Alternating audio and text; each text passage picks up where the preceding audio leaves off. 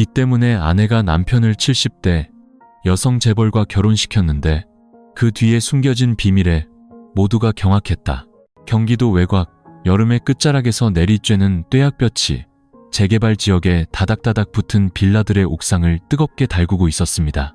축축하고 퀴퀴한 반지하 방 안, 낡은 선풍기가 힘겹게 돌아가며 이서연의 얼굴에 뜨거운 바람을 뿜어냈습니다. 이제 막 25살이 된 여자는 떨리는 손으로 혼인신고서에 도장을 찍고 있었습니다.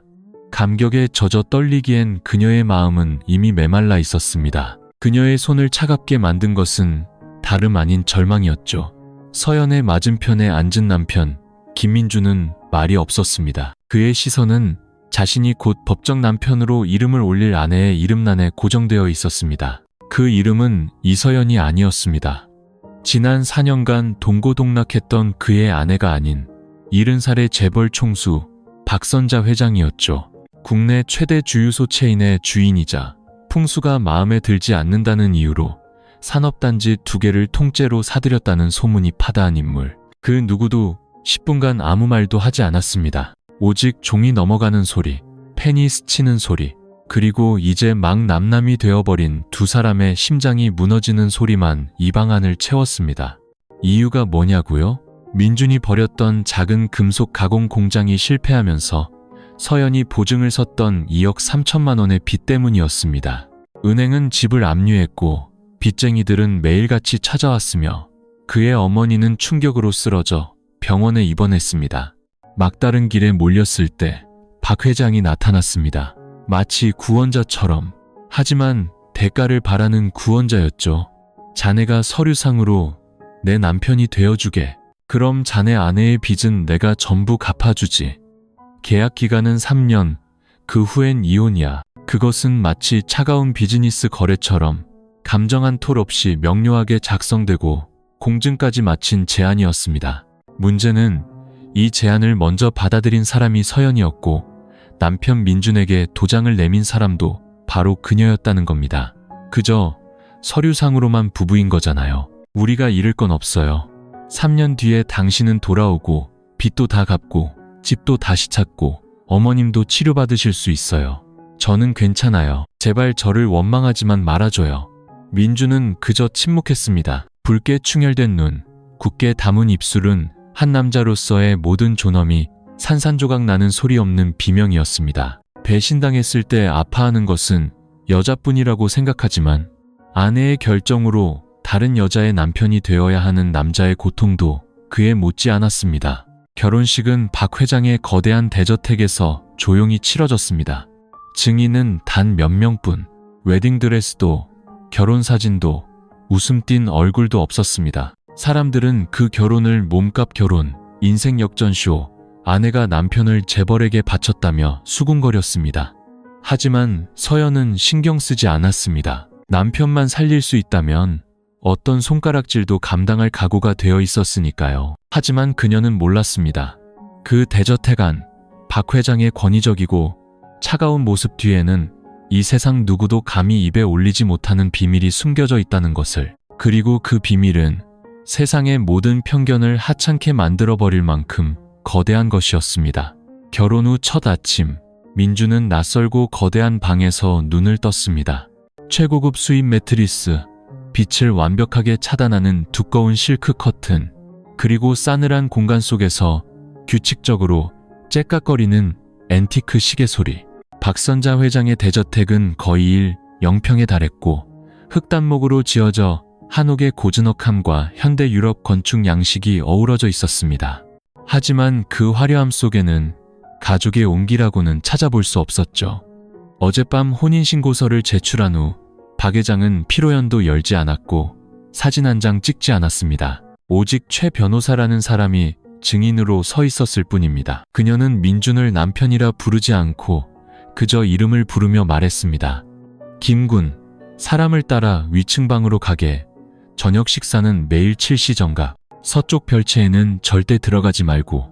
내가 허락하기 전엔 어떤 문도 함부로 열지 마. 목소리는 나지막했지만 칼날처럼 날카로웠습니다. 그녀의 눈빛은 수많은 비즈니스 전쟁에서 살아남은 자의 냉철함과 무서울 정도의 침착함을 담고 있었습니다. 민주는 그저 고개를 끄덕일 뿐이었습니다. 그는 마치 출구 없는 미로에 들어선 사람처럼 뒤도 돌아보지 않고 하인을 따라 걸었습니다. 아침에 그를 깨운 것은 탁자 위에 놓인 따뜻한 차 한 잔과 메모였습니다. 매일 저녁은 나와 함께 식사해야 하네. 빠져선 안 돼. 그 외의 시간엔 허락된 공간 안에서 자유롭게 지내게. 가족처럼 지내되 선은 넘지 말게. 명심해. 난 감정이 필요한 게 아니라 자네의 존재가 필요한 것뿐이야. 민주는 마지막 문장을 몇 번이고 되뇌었습니다. 감정은 필요 없다. 돈으로 산 결혼, 사랑 따위 필요 없고 그저 곁에 있기만 하면 되는 아내. 그렇다면 자신은 무엇일까?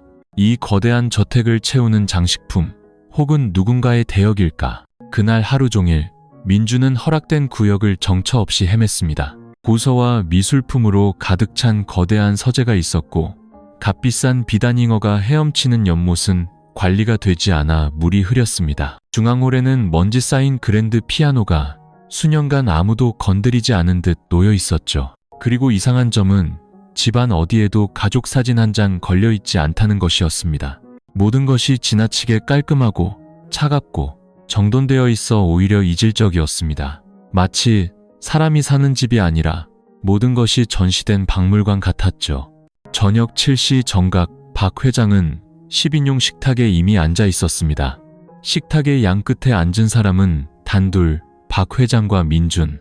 각자의 앞에 놓인 소박한 한식 몇 가지, 술도 대화도 없었습니다. 몇 분간의 침묵 후 박 회장이 고개를 들고 딱 한마디 했습니다. 난 말 많은 남자 싫어해.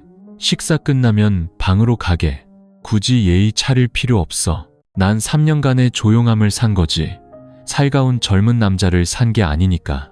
민주는 수저를 내려놓고 고개를 끄덕였습니다. 하지만 그를 더 놀라게 한 것은 식사가 끝날 무렵 그녀가 재킷 안에서 서류 뭉치를 꺼내 보인 것이었습니다. 이서연 씨의 채무변제 확인서일세. 오늘 오후에 모두 처리했어. 자네는 이제 과거에 얽매일 것 없네. 말을 마친 그녀는 뒤돌아섰습니다. 돌바닥에 부딪히는 구두 소리가 그 어떤 말보다 차갑게 울려 퍼졌습니다. 민주는 서류를 손에 들고 박 회장의 힘있는 서명을 바라보았습니다. 정말로 모든 게 끝났다. 빚은 갚았지만 심장이 무겁게 짓눌리는 것을 느꼈습니다. 빚 때문이 아니었습니다. 그 대가로 치러야 할 것들 때문이었죠. 사랑도 스킨십도 없이 오직 의무와 규칙만 존재하는 결혼. 그리고 그 계약에 묶인 것은 바로 자기 자신이었습니다. 민주는 가난이 인생 최악의 불행이라 생각했습니다.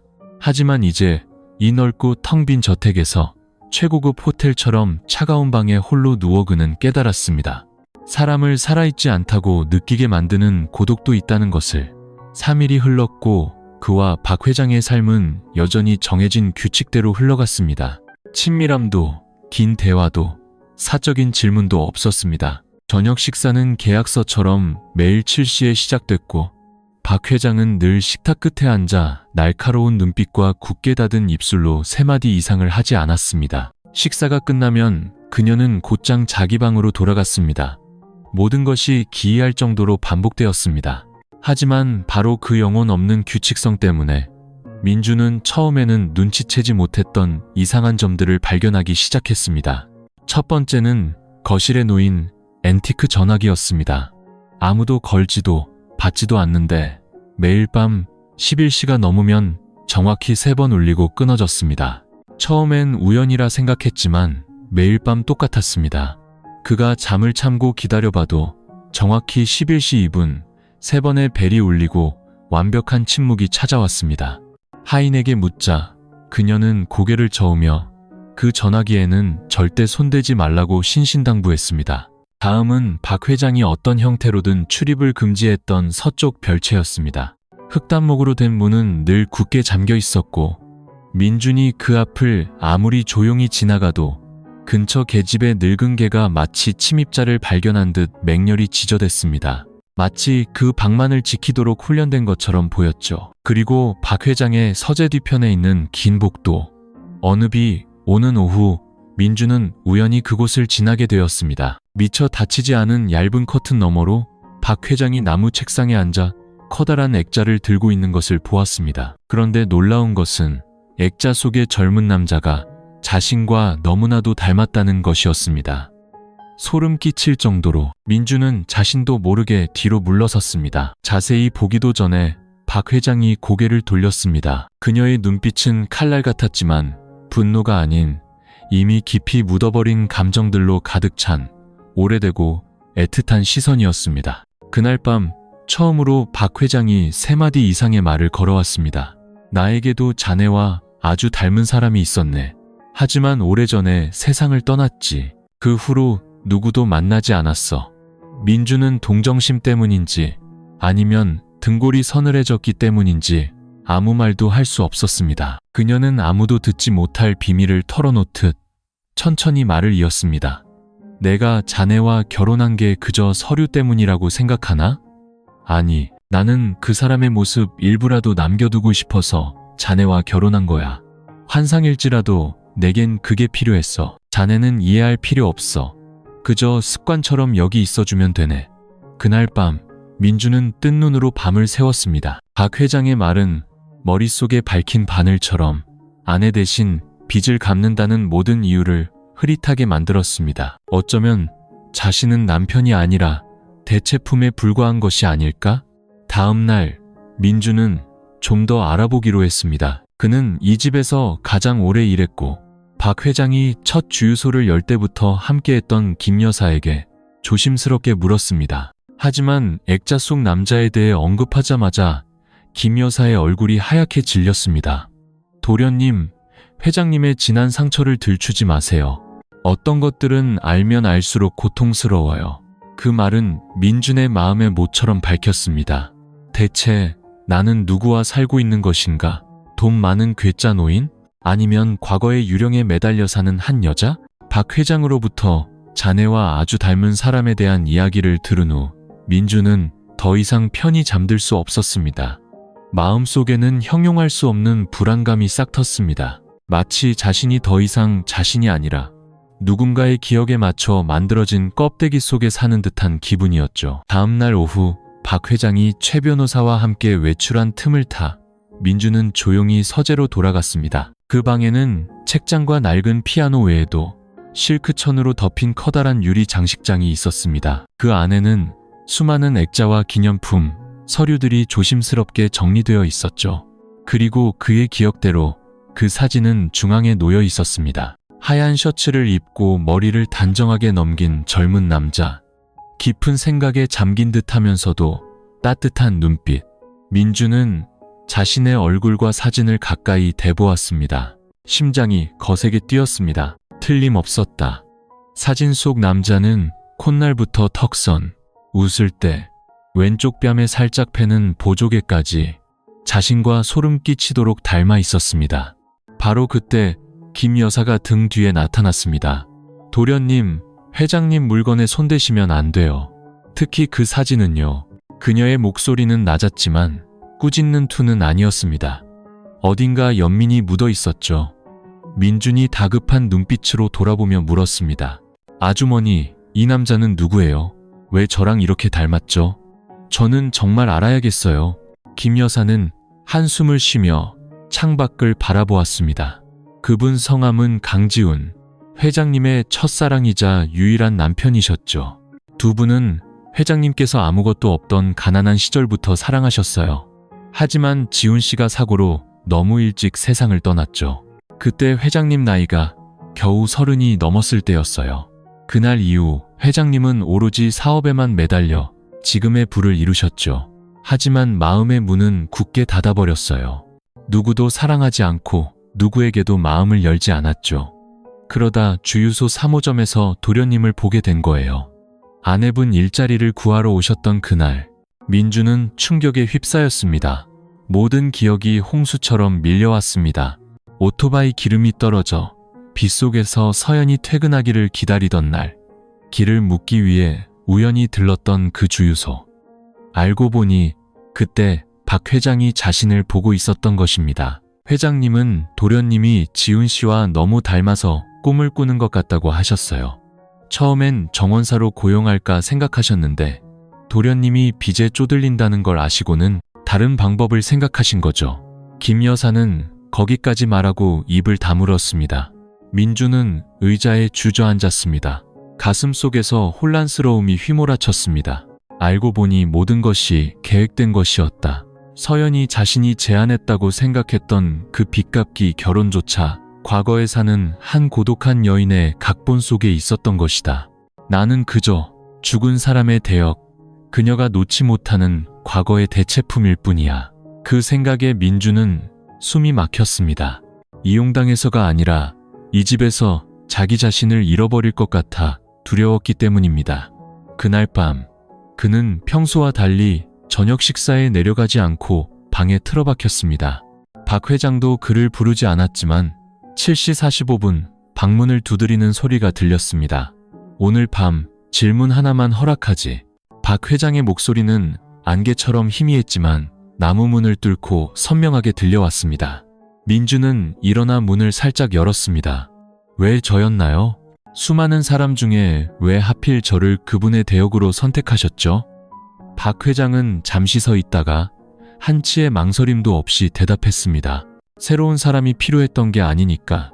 내가 늙어가고 있다는 사실을 잊게 해줄 사람이 필요했을 뿐이야. 그녀는 뒤돌아 복도 저편으로 걸어갔고 작은 몸집은 어둠 속으로 사라졌습니다. 그 대답은 민준의 마음을 가볍게 해주지 못했습니다.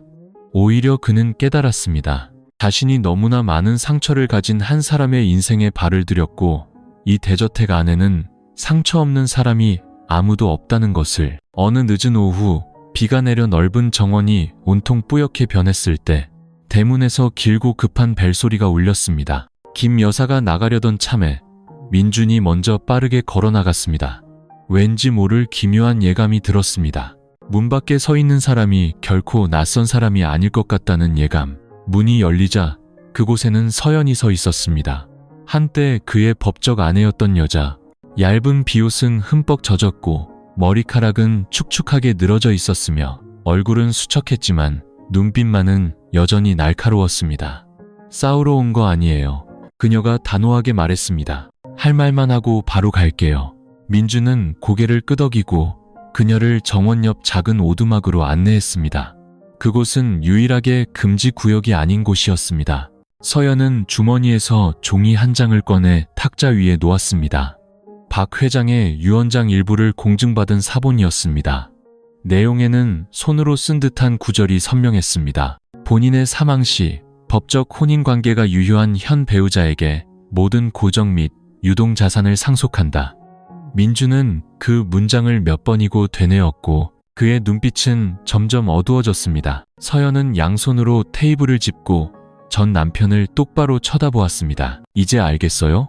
나는 단순히 자유를 팔아 생존을 산 줄 알았는데 알고 보니 나조차도 체스판 위의 말에 불과했던 거예요. 이 유언장은 최 변호사 쪽에서 흘러나온 거고 이걸 손에 넣는데 거의 한 달이 걸렸어요. 만약 이게 박 회장이 서명한 최종본이 맞다면 거의 200억에 달하는 재산의 상속자는 바로 당신이에요. 오두막 안의 공기가 무겁게 가라앉았습니다. 빗소리는 모든 이성을 휩쓸어버릴 듯 거세졌습니다. 민주는 종이를 꽉 쥐었습니다. 머릿속이 혼란스러웠습니다. 자신은 그저 대체품인 줄 알았는데 이제는 금고 열쇠를 쥔 사람이 되었다. 대체 그녀는 자신을 필요로 하는 것인가? 아니면 재산이라는 마지막 족쇄로 자신을 통제하고 싶은 것인가? 서연은 자리에서 일어나 떠날 채비를 했습니다. 하지만 문을 나서기 전 그녀가 돌아보며 날카롭게 말했습니다. 나는 그 여자 돈 필요 없어요. 하지만 당신이 정신 차리길 바라요. 너무 외로워서 더 불쌍하고 그래서 더 무서운 여자 손에 놀아나는 장기말이 되지 말아요. 문이 닫히고 민주는 홀로 앉아 낡은 종이에 인쇄된 글자를 뚫어지게 쳐다보았습니다. 사망 시 모든 재산은 법적 배우자에게 상속된다. 이 대저택에 발을 들인 이래 처음으로 민주는 자신이 단순히 피해자가 아닐 수도 있다는 것을 느꼈습니다. 그는 어쩌면 고통과 외로움, 그리고 뒤틀린 믿음으로 규칙이 쓰인 게임의 중심에 서 있는지도 몰랐습니다. 그날 밤 박 회장은 저녁 식사에 내려오지 않았고 아무도 그를 부르지 않았습니다. 민주는 식어 빠진 밥그릇을 앞에 두고 주방에 홀로 앉아 있었습니다. 창밖의 어둠이 모든 것을 삼켜버릴 듯했습니다. 정확히 11시 2분 거실 전화기가 다시 3번 울렸습니다. 등골을 서늘하게 만드는 익숙한 신호. 하지만 오늘 밤은 달랐습니다. 민주는 더 이상 무시하지 않았습니다. 그는 다가가 수화기를 들었습니다. 아무도 대답하지 않았습니다. 그저 희미하게 끊어지는 숨소리만 들려왔습니다. 그리고 마지막으로 우물 밑에서 올라오는 듯한 속삭임이 들려왔습니다. 아무도 믿지 마. 유언장을 쓴 사람조차도. 서영과의 긴장감 넘치는 만남 이후 민주는 뜬 눈으로 밤을 새웠습니다. 전화기 너머로 들려온 아무도 믿지 마. 유언장을 쓴 사람조차도라는 말은 그의 머릿속을 떠나지 않는 칼날 같았습니다. 그는 주변의 모든 것을 다른 시선으로 보기 시작했습니다. 벽에 걸린 그림들은 더 이상 고급스러운 장식품이 아니라 무언가를 감추고 있는 것처럼 보였습니다. 이 집은 단순한 거주 공간이 아니었습니다. 각자가 자신의 패를 숨기고 있는 거대한 체스판이었죠. 그리고 민준이 가장 먼저 주목한 인물은 바로 최 변호사였습니다. 60대 초반의 단정한 옷차림, 늘 박 회장의 그림자처럼 따라다니며 자신의 결혼을 공증해준 바로 그 남자. 다음 날 아침, 민주는 결혼의 체면을 위해 일부 재산을 합법화하는 문제에 대해 상의하고 싶다는 핑계를 댔습니다. 그는 최 변호사를 정원 뒤편으로 초대해 그가 특히 좋아한다고 자랑했던 최고급 녹차를 우려냈습니다. 잡담을 몇 마디 나눈 후 민준이 물었습니다. 만약에 말입니다. 박 회장님께 무슨 일이 생기면 모든 재산이 저에게 넘어오는 겁니까? 최 변호사는 순간 멈칫했지만 곧 옅은 미소를 지으며 대답했습니다. 그것이 2달 전 박 회장님께서 서명하신 최종 유언장의 조항입니다. 새로운 수정안이 없다면 법적으로 자네가 상속인이지. 그럼 수정할 수도 있습니까? 민준이 집요하게 물었습니다. 물론이지. 박 회장님께서 정신이 온전하시고 지장과 증인만 있다면. 하지만 내가 알기로는 현재 수정할 의사가 없으셔. 대답은 합리적으로 들렸지만 최 변호사의 눈은 처음으로 민준을 똑바로 쳐다보지 않았습니다. 마치 진실의 절반을 숨기고 있는 사람처럼 시선을 피했습니다. 바로 그날 밤, 민준은 박 회장의 서재에 몰래 들어갔습니다. 잠겨있는 서랍을 열자 인쇄된 서류 뭉치가 나왔고 그 안에는 유언장 보충, 상속 조항 변경이라는 글자가 적혀 있었습니다. 서명일은 일주일 전, 상속인 명단에는 더 이상 그의 이름이 없었고 대신 최 변호사가 이사장으로 있는 사설복지재단의 이름이 적혀 있었습니다. 민준의 심장이 멎는 듯했습니다. 자신이 명단에서 제외된 것은 문제가 아니었다. 하지만 유언장을 수정한 사람은 박 회장이 아니라 최 변호사였고 서명은 그녀의 평소 필체와 완전히 달랐습니다. 민준은 법을 잘 몰랐지만 그 거대한 재산이 최 변호사가 운영하는 유령 복지재단으로 들어간다면 최종 수혜자는 그 자신 외에는 아무도 없다는 것을 충분히 이해할 수 있었습니다. 이건 더 이상 돈의 문제가 아니라 신뢰의 문제였습니다. 민주는 가짜 유언장 사본을 뚫어지게 쳐다보았고 그의 손은 미세하게 떨렸습니다. 그는 자신이 박 회장에게 통제당하고 있다고 생각했지만 이제 보니 죽은 남편의 그림자에 매달려 사는 그 고독한 여인이야말로 가장 가까운 사람에게 배신당하고 있는지도 몰랐습니다. 다음 날 아침, 박 회장은 또 아침 식사에 내려오지 않았습니다. 김 여사가 속삭였습니다. 회장님께서 요즘 많이 약해지셨어요. 계속 기침하시고 가슴이 아프다는데 병원엔 안 가시려고 해요. 최 변호사님은 그냥 쉬면 된다고만 하고 너무 걱정돼요. 민주는 고개를 끄덕였지만 마음속에서는 경고음이 울리기 시작했습니다. 최 변호사는 더 이상 변호사가 아니었다. 그는 병실 열쇠와 금고 열쇠, 그리고 어쩌면 한 사람의 마지막 운명까지 쥐고 있는 자였다. 그날 오후, 민주는 박 회장의 방문을 두드렸습니다. 평소와 달리 이번에는 들어오게라는 대답이 들려왔습니다. 차갑지도 퉁명스럽지도 않은 마치 그가 오기를 기다렸다는 듯한 목소리였습니다. 박 회장의 침실은 사람들이 상상하는 것처럼 화려하지 않았습니다. 낮은 나무 침대, 단정하게 정돈된 침구, 방 안쪽 구석에는 작은 찻상이 놓여 있었고 그 옆에는 낡은 카세트 플레이어에서 옛 트로트가 희미하게 흘러나오고 있었습니다. 벽에는 민준이 보았던 그 남자의 액자 하나만이 걸려 있었습니다. 여전히 그 미소, 여전히 깊은 생각에 잠긴 듯한 그 눈빛. 민준은 무거운 마음으로 자리에 앉았습니다. 더 이상 낯설거나 두려운 감정은 없었습니다. 그저 연민만이 남았을 뿐.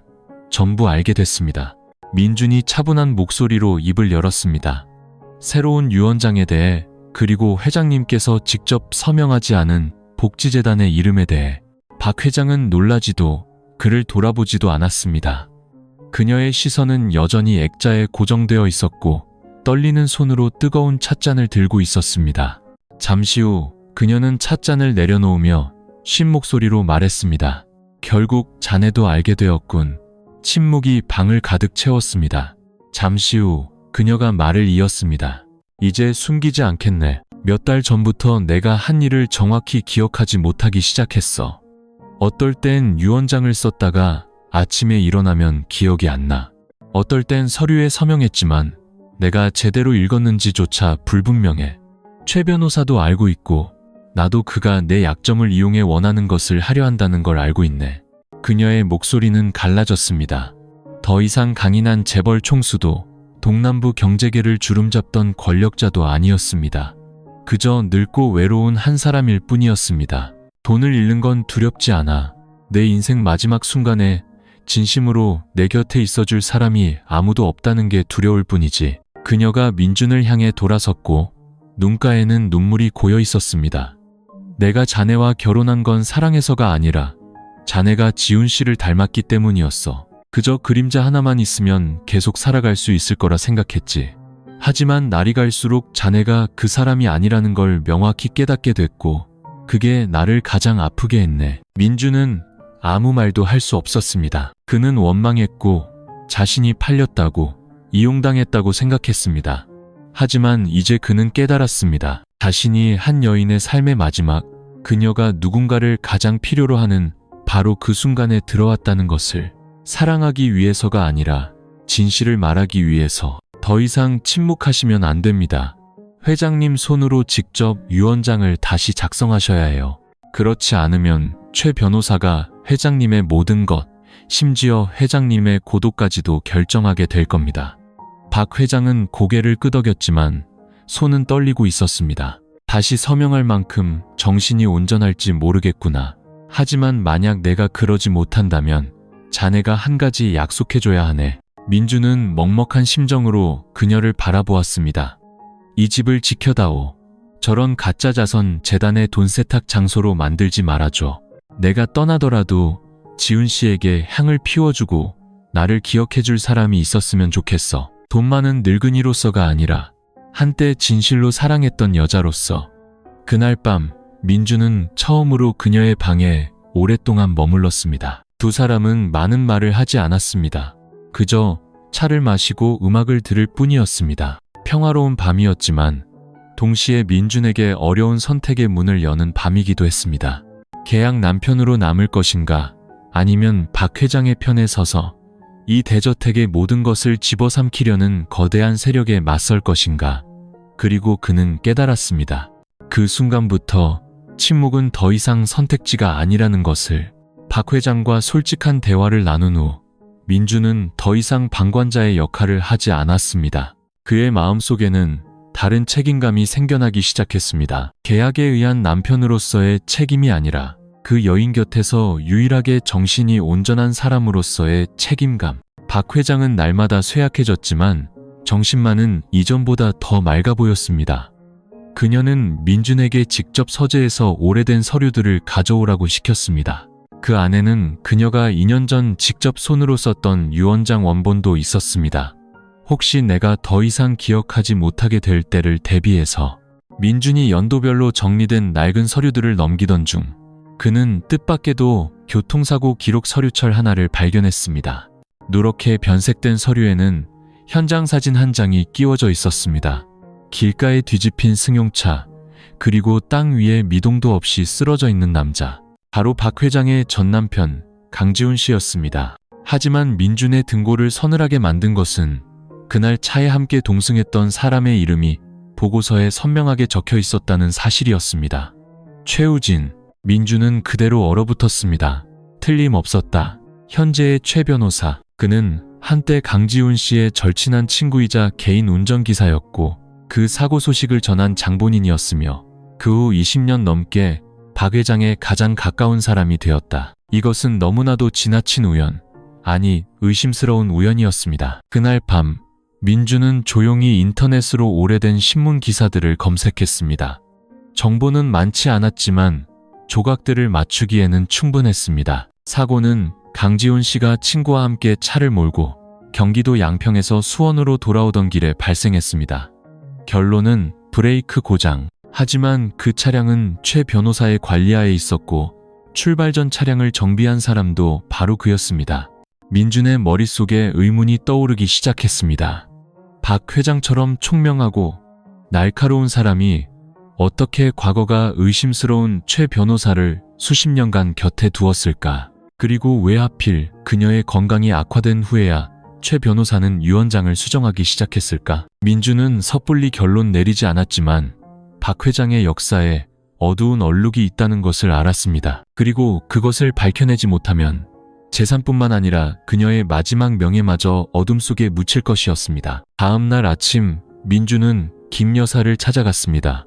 그는 단도직입적으로 물었습니다. 아주머니, 최 변호사님이 그 사고 때 지훈 씨와 함께 있었다는 거 알고 계셨어요? 김 여사는 입을 굳게 다물었습니다. 한참 후에야 한숨을 쉬며 말했습니다. 알고 있었어요. 하지만 회장님께서 아무에게도 그 얘기를 꺼내지 못하게 하셨죠. 그때 회장님은 최 변호사님이 남편 곁에 있어준 마지막 사람이라고 믿으셨어요. 너무나 고통스러워하셨지만 동시에 그분 덕분에 회사가 사고 후에 무너지지 않았죠. 그때부터 그 은혜를 잊지 않으신 거예요.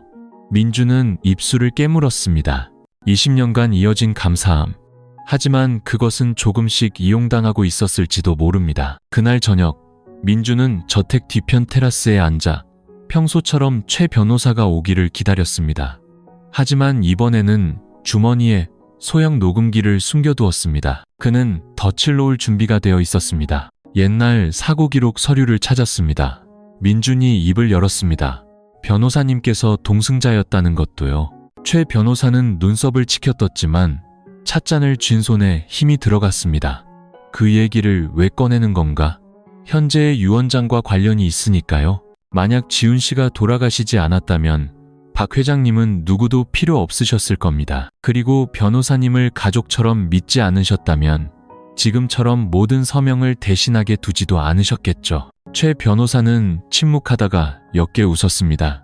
자네 생각보다 똑똑하군. 하지만 똑똑하다고 해서 뭘 할 수 있는 건 아니야. 자네에겐 증거가 없고 박 회장님은 곧 증언할 정신도 없어지실 테니. 그 말은 민준의 가슴에 차가운 비수처럼 꽂혔습니다. 처음으로 최 변호사가 본색을 드러낸 순간이었습니다.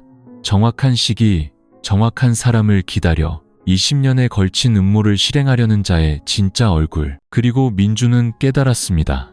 자신에게 남은 시간이 많지 않다는 것을. 박 회장이 직접 유언장 원본을 수정하지 못한다면 모든 것은 저 배신자의 손에 넘어갈 것이다. 다음 날 이른 아침, 민준은 박 회장의 침대 곁에 조용히 앉아 그녀의 앙상하고 창백한 손을 잡았습니다. 그녀의 얼굴은 눈에 띄게 수척해져 있었고 숨소리는 폐렴 환자처럼 가빴습니다. 민준은 그녀가 빠르게 약해지고 있다는 것을 알았고 더 이상 지체할 수 없었습니다.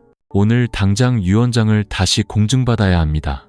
그가 단호한 눈빛으로 속삭였습니다. 최 변호사가 회장님께서 정신을 잃으실 때를 기다려 가짜 서류를 법원에 제출할 거라는 걸 압니다. 만약 저를 믿으신다면 부디 제가 이 일을 하게 해주세요. 박 회장은 힘겹게 고개를 끄덕였습니다. 말을 하지는 못했지만 눈가에 고인 눈물은 마치 가거라.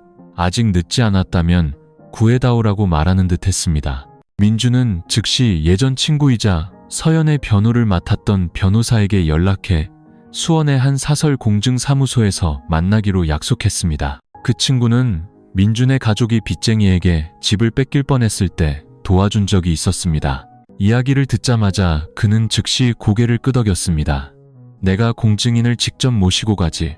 하지만 서둘러야 해. 그분이 명확하게 말씀하시고 서명과 지장만 찍을 수 있으면 합법적이야. 민주는 오전에 바로 차를 준비했습니다. 하지만 그가 막박 회장을 부축해 차로 향하려던 순간 최 변호사가 낯선 운전기사와 함께 대문 앞에 나타났습니다. 최 변호사의 눈빛은 민준이 박 회장을 부축해 나오는 것을 보자 어둡게 변했습니다. 허락도 없이 회장님을 어디로 모시는 건가? 제가 법정 남편입니다. 누구에게 허락받을 필요 없습니다. 그 말에 최 변호사는 잠시 주춤했지만 이내 박 회장에게 몸을 숙였습니다. 회장님, 몸도 안 좋으신데 어딜 가시려고요? 제가 의사를 집으로 부르겠습니다. 박 회장이 고개를 들어 그를 쳐다보았습니다. 그녀의 눈은 더 이상 흐릿하지 않았고 이상할 정도로 맑은 정신이 깃들어 있었습니다. 그녀는 쉰 목소리로 말했습니다. 난 의사가 아니라 법이 필요해. 그 말은 최 변호사의 뺨을 때리는 것과 같았습니다. 뒤에 있던 운전기사가 다가오려 하자 민준이 막아서며 강철처럼 단단한 목소리로 말했습니다. 만약 제 아내가 병원에 가는 걸 막는다면 경찰을 부르겠습니다. 양측은 몇 분간 팽팽하게 대치했고 결국 최 변호사는 물러서야 했습니다. 하지만 돌아설 때 그의 눈빛은 더 이상 평소의 신사적인 미소가 아니었습니다. 마치 민준이 공개적으로 선전포고를 한 듯 악의에 찬 시선이었습니다. 박 회장을 태운 차는 오전 9시에 저택을 떠났습니다. 9시 45분, 공증인과 변호사는 밀폐된 방 안에 도착했습니다. 민준은 박 회장의 손을 잡고 그녀가 힘겹지만 또렷하게 읽는 한마디 한마디를 도왔습니다. 1시간이 넘게 걸려 모든 절차가 끝났고 새로운 위원장은 공식적으로 효력을 발휘했습니다. 법적 상속인은 민준도 최 변호사도 아니었습니다. 박 회장이 지정한 지훈 선자가족기념재단이었고 최 변호사와는 전혀 관련 없는 독립적인 세 사람이 감독하기로 했습니다. 공증인이 서류를 챙겨 돌아가자 박 회장이 민준의 손을 잡고 속삭였습니다. 고맙네, 김군. 자네가 내 마지막 명예를 구해줬어. 그리고 그 재산은 더 이상 누구도 해치게 두지 않을 걸세. 민준은 아무 말 없이 그녀의 손을 가만히 잡았습니다. 저택으로 돌아왔을 때 최 변호사는 이미 사라지고 없었습니다. 가버렸어요. 운전기사도 함께요. 밤사이에 짐을 다 챙겨서 다시는 돌아오지 않을 사람처럼요. 김 여사가 믿기지 않는다는 표정으로 말했습니다. 민준은 서재로 들어갔습니다. 강지훈 씨의 사진은 여전히 그 자리에 있었지만 이 집에 들어온 이래 처음으로 그는 그 사진이 더 이상 슬퍼 보이지 않는다고 느꼈습니다. 그는 알았습니다. 그 모든 가시 돋친 껍질 뒤에 있던 한 여인이 마침내 자신의 온전한 정신으로 과거의 유령으로부터 해방되었다는 것을. 새로운 위원장이 효력을 발휘한 지 일주일 후 박 회장의 건강은 눈에 띄게 약해졌지만 정신은 이상할 정도로 맑았습니다. 민준은 그녀가 마치 인생의 마지막 장을 후회 없이 닫으려는 사람처럼 마음이 가벼워진 것을 느꼈습니다. 하지만 그 평화는 길지 않았습니다. 그날 아침 김 여사가 신문을 들고 들어왔을 때 그녀의 얼굴에는 당혹감이 역력했습니다. 일면에는 커다란 헤드라인이 박혀 있었습니다. 유명 주유소 재벌 총수, 위원장 위조 및 말년 재산 사기 의혹.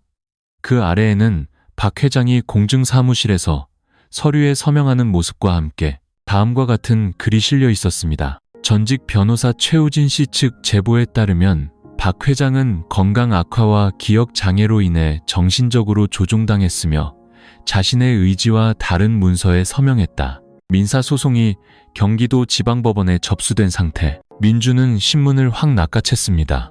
박 회장도 자리에서 일어났습니다. 흐릿한 눈을 깜빡였지만 그녀는 울지 않고 조용히 말했습니다. 이럴 줄 알았어. 그 사람이 그렇게 쉽게 포기할 리 없지. 민준은 즉시 자신의 변호사에게 연락했습니다.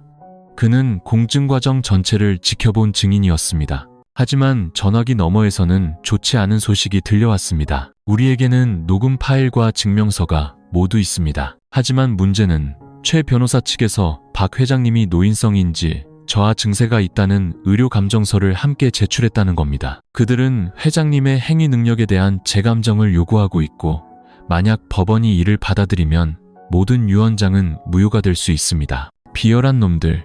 민주는 주먹을 꽉 쥐었습니다. 그들은 박 회장을 행위 무능력자로 선언해 재산을 합법적으로 빼앗으려 하고 있었다. 바로 그날 최 변호사가 다시 나타났습니다. 하지만 혼자가 아니었습니다. 그는 기자 한 명을 대동하고 저택 문 밖에 버젓이 서서 카메라를 향해 큰 소리로 외쳤습니다. 저는 박 회장님께서 무일푼일 때부터 이 재산을 일구실 때까지 모든 것을 지켜본 사람입니다. 독립적인 조사를 요구합니다. 만약 제가 틀렸다면 법적 책임을 지겠습니다. 하지만 누군가 그녀를 조종하고 있다면 그 진실은 반드시 밝혀져야 합니다.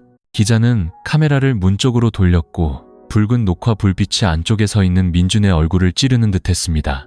동네 사람들이 웅성거리며 모여들기 시작했습니다. 저놈 70살 노인네랑 결혼한 게 다 돈 때문이지 뭐야.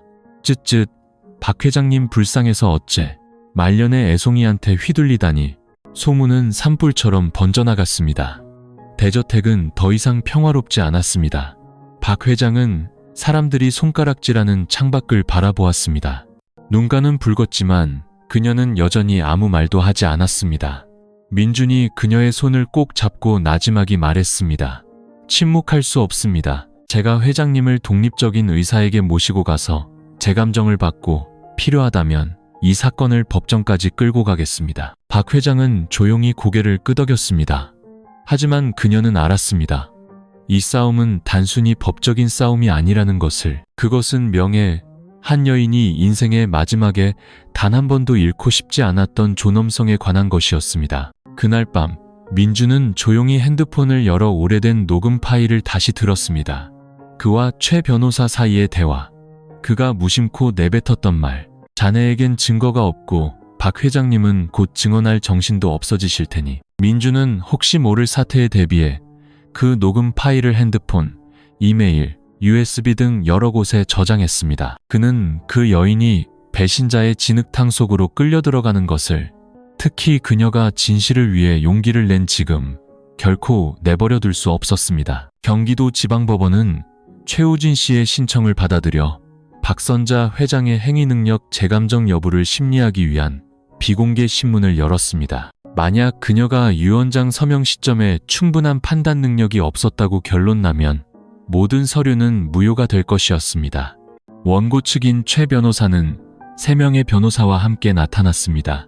그중 한 명은 전직도 공증사무소 부소장 출신으로 법조계의 오랜 인맥이었습니다. 그는 마치 모든 것이 자기 손안에 있다는 듯 자신만만하고 침착해 보였습니다.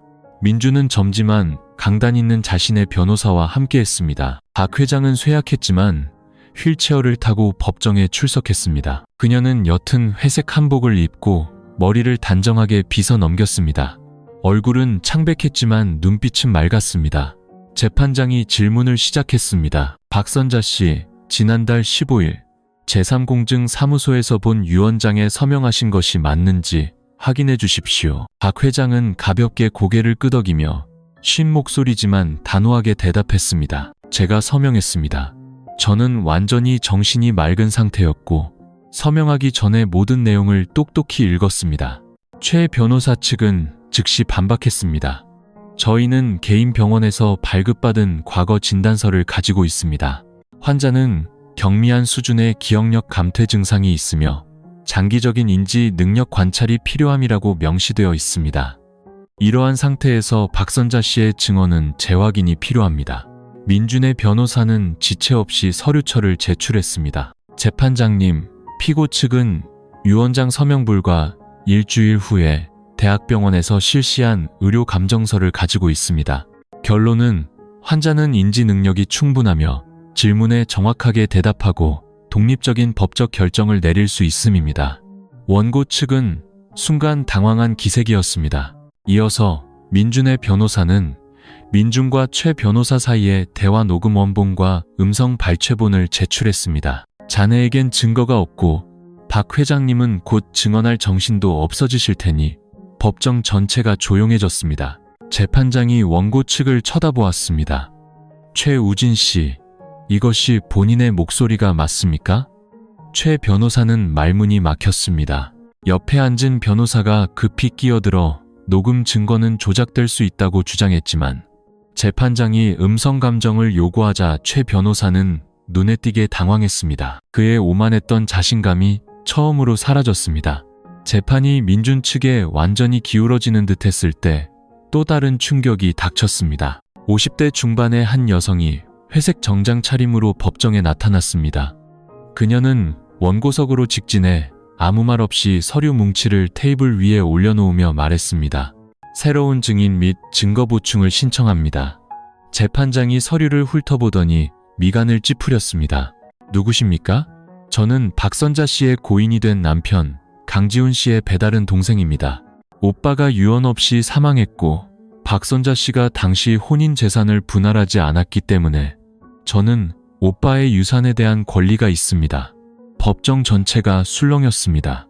최 변호사가 곁눈질로 그녀를 보았고 그의 눈에는 암묵적인 이해의 빛이 스쳤습니다. 그녀는 그의 마지막 패였다. 유산 분쟁을 위해 멀리서 끌어온 친척. 이제 사건은 단순히 박 회장과 최 변호사 사이의 유언장 분쟁이 아니라 거의 30년 전 과거와 얽힌 상속 전쟁으로 번졌습니다. 신문이 끝난 후 민주는 박 회장을 밖으로 모셨습니다. 법원 마당에는 차가운 저녁 바람이 불었습니다. 그들이 그런 사람까지 끌어들일 줄은 몰랐습니다. 민준이 깊은 생각에 잠긴 얼굴로 말했습니다. 박 회장은 슬프게 웃으며 말했습니다. 나도 몰랐네. 하지만 괜찮아, 민준군. 이젠 재산을 잃는 건 두렵지 않아. 내가 사람을 잘못 믿었다는 사실이 두려울 뿐이지. 자네는 내가 마지막으로 믿을 수 있는 사람이야. 나를 후회하게 만들지 말아줘. 민주는 그녀의 손을 가만히 잡았습니다. 마음이 무거웠습니다. 그는 이 싸움이 이제 막 시작되었으며 최 변호사의 배후에는 아직 드러나지 않은 어둠이 도사리고 있다는 것을 알았습니다. 법정 신문 이후 박 회장은 눈에 띄게 쇠약해졌지만 병원 입원은 끝내 거부했습니다. 가야 한다면 내 집에서 가고 싶어. 그녀는 두려움 없이 그저 슬픈 눈으로 먼 곳을 바라보며 말했습니다. 하지만 민주는 가만히 있을 수 없었습니다. 강지훈 씨의 여동생이라 자칭하는 여자가 나타난 순간부터 그는 이 싸움이 단순한 재산 다툼이 아니라 아주 오래전부터 계획된 음모라는 것을 직감했습니다. 그는 그녀에 대해 조사하기 시작했습니다. 서류에 적힌 이름은 강혜정, 1973년생, 고향은 경상도, 현재는 수원에 거주. 의심스러운 점은 박 회장이 보관하고 있던 강지훈 씨 관련 모든 서류, 어디에도 혜정이라는 이름은 없었다는 것이었습니다. 사진도, 편지도, 옛 호적에도 심지어 배다른 여동생을 언급한 어떤 기록도 없었습니다. 진실을 밝히기로 결심한 민주는 강지훈 씨가 예전에 주민등록을 했던 동사무소에서 일하는 옛 친구에게 조용히 연락했습니다. 3일 후 전화가 걸려왔습니다. 강지훈 씨의 배다른 동생 중에 혜정이라는 이름은 없어. 그분의 아버지는 자식이 하나뿐이었고 어머니는 1972년에 돌아가셨어. 그런데 그 강혜정이라는 사람이 1973년생이면 어떻게 배다른 동생이 되겠어? 민주는 전화기를 꽉 쥐었습니다. 진실의 윤곽이 드러나기 시작했습니다. 그는 즉시 추가 조사를 했고 그 결과는 등골을 서늘하게 만들었습니다. 강혜정은 12년 전 토지 사기 사건에 연루되었지만 증거 불충분으로 풀려난 전과가 있었습니다. 그때 그녀를 변호했던 사람이 바로 최 변호사였습니다. 오래된 인연, 새로운 얼굴. 민주는 서둘러 박 회장에게 알리지 않았습니다. 지금 말하면 그녀가 무너질 것을 알았기 때문입니다. 그는 조용히 모든 정보를 기록했습니다. 옛 호적 등본, 강지훈 씨의 출생증명서, 공식적인 자녀 명단, 그리고 강혜정의 범죄 경력 조회서. 모든 것이 강혜정이 강지훈 씨와 혈연 관계가 없다는 것을 증명했습니다. 그는 모든 서류를 두 부씩 인쇄해 한 부는 박 회장의 집금고에, 나머지 한 부는 자신의 변호사 사무실에 보내며 메모를 남겼습니다. 나나 박 회장님께 무슨 일이 생기면 이 서류를 공개할 것. 이것이 저들의 정체를 밝힐 열쇠임. 그날 밤 박 회장이 민준을 방으로 불렀습니다. 동네에서 수군거리는 소리를 들었네. 내가 말년에 죽은 남편, 친척과 재산을 놓고 싸운다고들 하더군. 민준군, 내가 그렇게 욕심 많은 사람으로 보이나? 민준은 잠시 말을 잃었습니다. 그는 세월과 눈물로 흐려진 그녀의 눈을 바라보았습니다. 회장님은 그저 당연히 당신의 것을 지키고 있을 뿐입니다.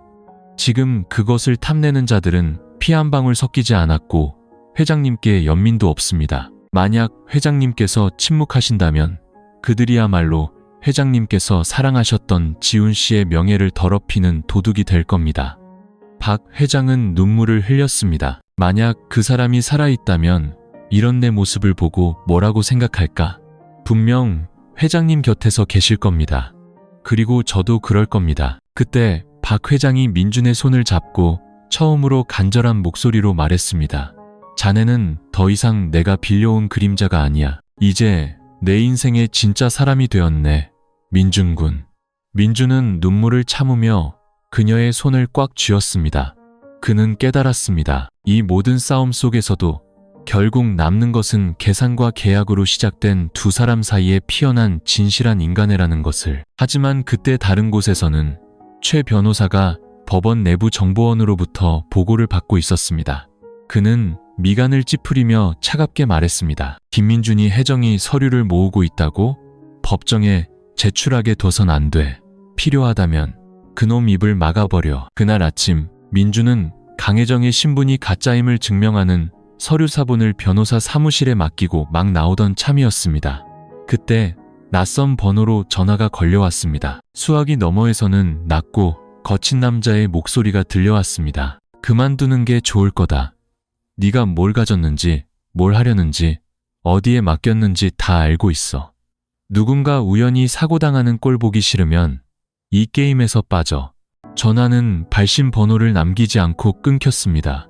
민준은 길 한가운데서 얼어붙었습니다. 심장이 미친 듯이 뛰었습니다. 그는 박 회장에게 말하지 않았습니다. 두려워서가 아니었습니다.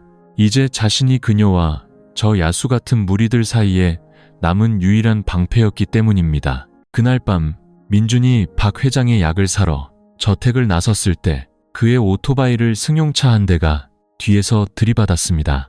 비가 내리고 가로등 불빛이 희미한 밤이었습니다. 민준은 길 위로 나뒹굴었고 머리를 보도블록에 부딪혔습니다. 몇 초간 정신을 잃었고 근처 주민들이 달려왔지만 그 차는 이미 사라진 후였습니다. 다행히 민준은 큰 부상은 피했지만 머리에서 피가 꽤 많이 흘렀습니다. 그는 근처 보건소에서 7바늘을 꿰맸습니다. 정신을 차리자마자 그가 물은 것은 딱 한마디였습니다. 제 핸드폰은요? 다행히 핸드폰은 주머니에 그대로 있었고 최 변호사의 목소리가 담긴 녹음 파일, 가짜 서류 사진, 친구가 보내준 증언 모두 무사했습니다. 그들이 아직 증거를 손에 넣지 못했지만 다시 돌아올 것을 그는 알았습니다. 저택으로 돌아오자 민준을 본 박 회장이 소리쳤습니다. 세상에, 이게 무슨 일이야? 민준은 그녀의 시선을 피하며 가볍게 웃었습니다. 넘어졌어요. 심각하지 않아요. 하지만 곁에 있던 김 여사는 의심스러운 눈초리로 떨리는 목소리로 말했습니다. 최 변호사 짓이라고 생각하시는 거죠? 민준은 아주 천천히 고개를 끄덕이고는 작게 말했습니다. 아주머니와 회장님은 며칠 동안 절대 집 안에만 계셔야 해요. 문 잠금 장치는 다 바꿨고 대문 밖에도 카메라를 추가로 설치했어요. 당분간은 외출하지 마세요. 박 회장이 걱정과 고통이 가득한 눈으로 그의 손을 잡았습니다. 자네가 진실을 말한다는 이유로 저들이 자네를 죽이려 하는군. 결국 내가 자네를 이 일에 끌어들인 셈이야. 아닙니다. 제가 선택해서 들어온 길이고 이제 끝까지 갈 겁니다. 그날 밤 민준이 누워 쉬고 있을 때 익명의 문자가 도착했습니다. 만약 법정에서 또 입을 놀리면 너뿐만 아니라 박선자도 오래 살지 못할 거다. 민준은 전화기를 꽉 쥐었습니다. 이마의 피는 채 마르지 않았지만 마음속에는 더 이상 두려움이 없었습니다. 그는 녹음기를 켜고 짧게 한마디를 녹음했습니다. 너희들은 대가를 치르게 될 거다. 돈이 아니라 너희들이 숨기고 있는 그 이름으로. 그리고 그 녹음 파일을 자신의 변호사에게 바로 전송하며 만약 자신이 실종되거나 다음 재판에 나타나지 않으면 모든 서류를 공개하라는 지시를 남겼습니다. 박선자 회장 유언장의 효력에 관한 첫 공개 재판이도 지방법원에서 공식적으로 열렸습니다. 지역사회 전체의 이목이 이 사건에 쏠렸습니다. 나이든 여성 재벌이 수십 년간 자신의 오른팔이었던 남자와 죽은 남편의 여동생이라 자처하는 낯선 여자와 정면으로 맞서는 일은 드물었기 때문입니다. 박 회장은 휠체어를 타고 법정에 도착했습니다. 그녀는 화려하지는 않지만 한때 거대한 주유소 제국을 30년간 이끌었던 여인의 위엄을 풍기는 짙은 갈색 벨벳 한복을 입고 있었습니다. 민주는 그녀 곁에 바싹 붙어 섰습니다. 머리에는 사고의 흔적인 흰 붕대가 감겨 있었지만 그의 눈에는 두려움이 없었습니다. 이번에는 방어하러 온 것이 아니라 반격하러 왔기 때문입니다. 재판은 최 변호사와 강혜정이 박 회장의 최근 유언장 효력을 무효로 해달라는 요청으로 시작되었습니다. 이유는 그녀가 정신이 온전치 못하고 젊은 남편, 즉 민준에게 이용당했다는 것이었습니다. 그들은 애매한 의료 감정서와 박 회장이 피곤한 상태에서 서명하는 모습을 담은 짧은 영상, 그리고 특히 강지훈 씨가 사망 전에 썼다고 주장하는 편지 한 통을 증거로 제출했습니다. 재산은 친족에게 돌려주고 싶다는 내용이었습니다. 민준 측 변호사가 일어나 반박했습니다. 재판장님, 저희는 강혜정 씨와 고 강지훈 씨 사이의 혈연관계 확인을 요청합니다. 저희가 가진 서류에 따르면 강혜정 씨는 강지훈 씨 가족과 관련된 어떤 호적 서류에도 이름이 없습니다. 재판장은 증거 제출을 요구했습니다. 민준이 증인석에 서서 단호한 목소리로 차례차례 서류를 제출했습니다. 강지훈 씨 가족의 원본 호적 등본입니다. 강지훈 씨의 출생 증명서에는 강혜정 씨가 주장하는 아버지의 이름이 없습니다. 그리고 이것은 사기 전과가 있는 강혜정 씨의 범죄 경력 조회서이며 당시 변호인은 최우진 씨였습니다. 방청석이 술렁였습니다. 재판장이 강혜정 씨를 향해 물었습니다. 고인과의 혈연관계를 증명할 서류가 전혀 없다는 점에 대해 하실 말씀 있습니까? 강혜정은 더듬거리며 무언가 말하려 했지만 최 변호사가 급히 끼어들었습니다. 재판장님, 저희가 서류를 보충할 시간이 충분치 않았습니다. 제 생각엔 당신들에게는 준비할 시간이 수십 년은 있었던 것 같은데요. 민준이 최 변호사를 똑바로 쳐다보며 말을 잘랐습니다. 하지만 그런 서류는 존재하지 않으니까 당신들이 법을 피하기 위해 가짜 여동생을 만들어낸 거겠죠. 방청석은 숨을 죽였습니다. 민준의 변호사가 말을 이었습니다. 저희는 또한 특별한 자료 하나를 제출하고자 합니다. 최우진 씨가 박선자 회장님의 재산을 탈취한 후 자금을 이전하기 위해 외국계 회사와 맺은 비밀 금융 계약서입니다. 그는 이메일, 계약서, 스캔본, 은행 증명서 등이 포함된 서류 뭉치를 제출했습니다. 이 모든 것은 민준이 비밀리에 접촉한 제보자로부터 얻은 것이었습니다. 그는 2년 전 최 변호사에게 억울하게 해고당한 그의 전직 회계사였습니다. 분노에 찬 그 남자는 최 변호사의 모든 비밀거래 사본을 보관하고 있었고 민준의 말을 듣자마자 기꺼이 제공했습니다. 만약 침묵하신다면 당신이 지키려 했던 재산은 자격 없는 자의 손에 넘어갈 겁니다. 재판장이 서류를 보더니 최 변호사를 향해 물었습니다. 유언장 무효 신청서를 제출하기 불과 몇 주 전에 이 송금 내역에 대해 설명하실 것이 있습니까? 최 변호사의 얼굴이 새하얗게 질렸고 강혜정도 떨며 땀을 흘렸습니다. 저는 아무것도 모릅니다. 착오가 있었을 겁니다. 됐습니다. 박 회장의 목소리가 약하지만 단호하게 울려 퍼졌습니다. 그들은 나를 이용했습니다. 이름도 서류도 심지어 도덕까지도 위조했습니다. 하지만 그들이 위조할 수 없는 단 한 가지는 바로 진실입니다. 그녀는 민준을 바라본 뒤 법정을 향해 말했습니다. 저는 제 손으로 명확한 의식을 가지고 유언장에 서명하고 지장을 찍었습니다. 상속인은 저들 중 누구도 아닌 배신자들이 아니라 우리 가족의 명예를 지키기 위해 제가 선택한 사람들입니다. 법정 전체가 숨을 죽였습니다. 처음으로 박 회장이 모든 것을 숨김없이 두려움 없이 털어놓았습니다. 그리고 처음으로 사람들은 그녀를 호기심이나 의심이 아닌 존경의 눈빛으로 바라보았습니다. 재판 후 모든 증거는 박 회장과 민준에게 유리하게 돌아갔습니다. 언론은 긍정적인 방향으로 보도하기 시작했고 여론도 잠잠해졌습니다. 한때 비난했던 많은 사람들이 속으로 사과했지만 민준은 경계를 늦추지 않았습니다. 그는 궁지에 몰린 여우가 조용히 죽지 않는다는 것을 잘 알았습니다. 물어뜯을 수 있는 모든 것을 동원해 반격할 것이었습니다. 그리고 그는 옳았습니다. 3일 후 그가 다음 재판을 위해 서재에서 서류를 검토하고 있을 때 박 회장의 컴퓨터로 익명의 이메일 한 통이 도착했습니다. 내용은 짧았습니다. 당신 손자는 왜 당신과 결혼해야 했는지 아십니까? 그의 전처 이서연에게 물어보시죠. 돈 때문에 남편을 팔았다고 고백하는 여자를 어떻게 믿을 수 있겠습니까? 첨부된 파일은 한 카페에서 몰래 촬영된 영상이었습니다. 영상 속에는 이서연이 정장을 입은 남자와 앉아 있었습니다. 다름 아닌 최 변호사였습니다. 영상 속 서연은 떨리는 목소리지만 분명하게 말했습니다. 전 아버지를 살릴 돈이 필요했을 뿐이에요. 다른 선택이 없었어요. 민준 씨에게 박 회장님과 결혼하라고 한 건 제가 빚이 많아서라고 했지만 그가 진심이 될 줄은 몰랐어요. 이제 그는 저를 증오해요. 만약 그를 이 일에서 빼내고 싶다면 그렇게 하세요.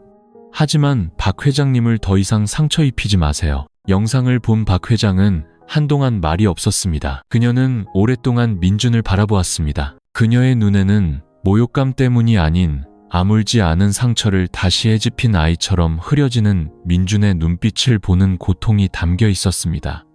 죄송합니다. 제가 한때 제 마음을 속였습니다. 민준이 쉰 목소리로 말했습니다. 서연 씨는 과거입니다. 가난하고 암울하고 고통스러웠던 과거요. 하지만 회장님, 이 집에 들어온 순간부터 단 한 번도 회장님을 거래 대상으로 생각한 적 없습니다. 저는 얼마든지 떠날 수 있었을 때 남기를 선택했습니다. 회장님과 결혼한 것을 후회하지 않습니다. 그 말을 들은 박 회장의 눈에서 조용히 눈물이 흘렀습니다. 하지만 이번에는 물러서지 않았습니다. 그녀는 민준의 손을 잡으며 말했습니다. 나는 자네를 믿네. 과거에 어두운 구석이 없는 사람이 어디 있겠나. 민준은 그 이메일에 답장하지 않았습니다. 하지만 그는 최 변호사가 자신의 마지막 약점, 자존심을 건드렸다는 것을 알았습니다. 그날 밤, 그는 박 회장과 결혼한 이후 처음으로 서연을 찾아갔습니다. 그녀는 수원의 한 술집에서 서빙을 하며 작은 원룸에서 살고 있었습니다. 예전보다 초라해졌지만 눈빛은 그대로였습니다. 여전히 부모를 위해 자신의 심장까지 팔 수 있는 여자. 저 원망하러 오셨어요? 서연이 그의 눈을 피하며 물었습니다. 아니, 고마워하러 왔어. 서연은 놀라서 고개를 들었습니다. 만약 그날 네가 나를 그분과 결혼하라고 몰아붙이지 않았다면 난 아마 지금도 빚에 쫓겨 세상을 원망하며 사는 한심한 놈이었을 거야. 하지만 이제 난 한 사람을 위해 살아. 나를 마지막까지 믿어준 사람. 그러니까 너도 이제 처음으로 너 자신을 위해 살아주지 않을래? 서연은 울음을 터뜨렸습니다. 민준이 원망해서가 아니었습니다. 그가 단 한 번도 자신을 원망하지 않았기 때문이었습니다. 그녀는 눈물 속에서 말했습니다. 그 영상, 최 변호사가 돈 주고 찍게 한 거예요. 받았지만 당신을 해치려고 한 건 아니었어요. 그가 더 이상 당신 인생을 파헤치지 않게 하려고 한 거였는데 그 사람이 그런 인간인 줄은 몰랐어요. 민준은 고개를 끄덕였습니다. 그는 이미 짐작했습니다. 그가 사랑이라는 것을 한 번도 해본 적 없는 남자라는 것을. 하지만 너는 나를 팔았어도 부끄러움은 아는구나. 떠나기 전 민준은 돈봉투와 함께 메모 한 장을 남겼습니다. 너는 나에게 더 이상 빚진 것 없어. 아무도 과거를 모르는 곳에서 새로 시작해. 집에 돌아와 민준은 모든 것을 박 회장에게 털어놓았습니다. 이번에 그녀는 눈물을 흘리지 않았습니다. 그저 오랫동안 조용히 앉아 있다가 나지막이 말했습니다. 오늘에서야 알았네. 우리 둘 다 배신당한 적이 있다는 걸. 단지 운 좋게 진심을 가진 사람을 다시 만난 사람이 있을 뿐이지. 민준은 그녀를 바라보았습니다. 그의 마음속에는 처음으로 나이도, 계급도, 환경의 차이도 느껴지지 않았습니다. 오직 한 가지, 회장님이 안쓰럽다는 마음뿐이었습니다. 그리고 처음으로 박 회장이 손을 들어 민준의 이마에 남은 아물지 않은 상처를 어루만졌습니다. 나도 그렇다네. 서연과 만난 지 거의 일주일이 지났지만 최 변호사 측에서는 아무런 움직임이 없었습니다. 그것이 민준을 더욱 경계하게 만들었습니다. 그는 저 교활한 여우가 치명적인 한 방을 준비하고 있다는 것을 알았습니다. 그리고 예상대로 월요일 아침 박 회장의 변호사 사무실은 관계기관으로부터 긴급 공문을 받았습니다. 박선자 회장이 2005년부터 2010년 사이 대규모 자금 세탁 혐의와 관련되어 개인 계좌와 자산이 일시적으로 동결되었다는 통보였습니다.